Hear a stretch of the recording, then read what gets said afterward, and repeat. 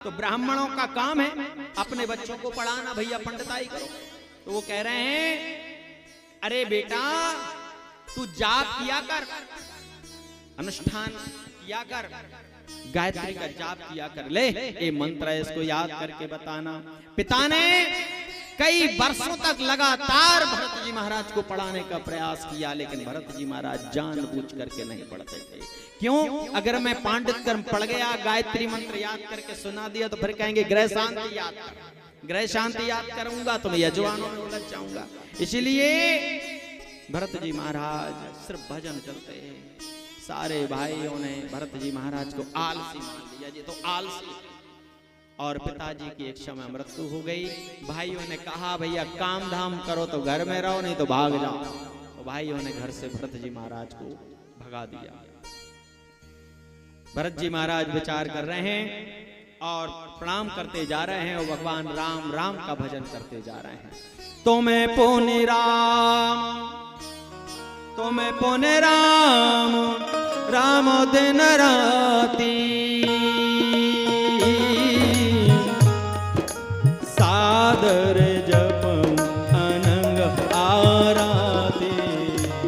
सिया राम जय जय राम, सिया राम जय जय राम। कौन से राम नाम का मंत्र जप कर रहे हैं? साक्षात गौरी मैया भोलेनाथ से पूछ रही हैं बाबा आप सबके पिता हो, ऐसे कौन इस संसार में है जिसका तुम भजन करते रहते हो?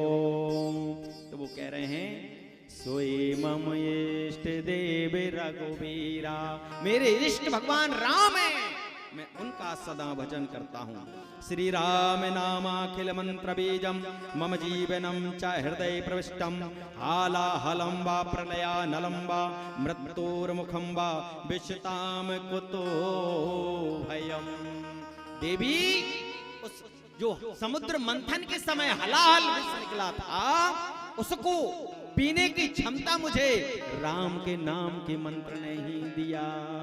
सज्जनों आप सब भोलेनाथ के क्षेत्र के रहने वाले हैं, बाबा बैद्यनाथ धाम के क्षेत्र के पास के हैं। बाबा का एक नाम नीलकंठ है। मैया कह रही थी महाराज जी क्या करें, परिवार वाले दूर छिड़क रहे हैं, हैरान हैं हम, परेशान हैं हम। हमने कहा मां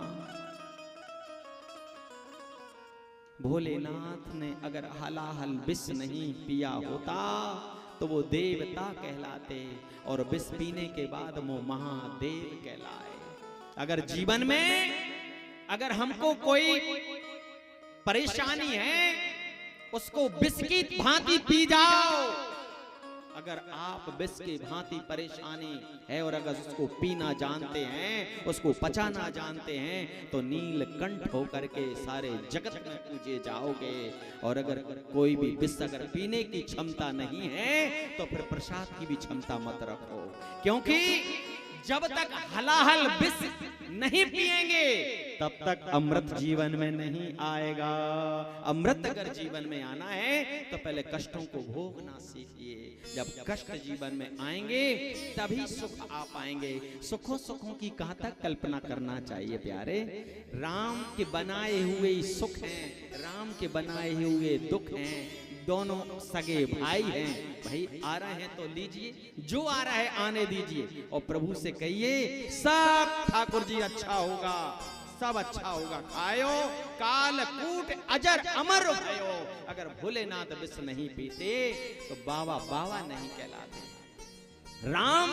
राम अगर वन को नहीं जाते तो राम वन भी नहीं पाते।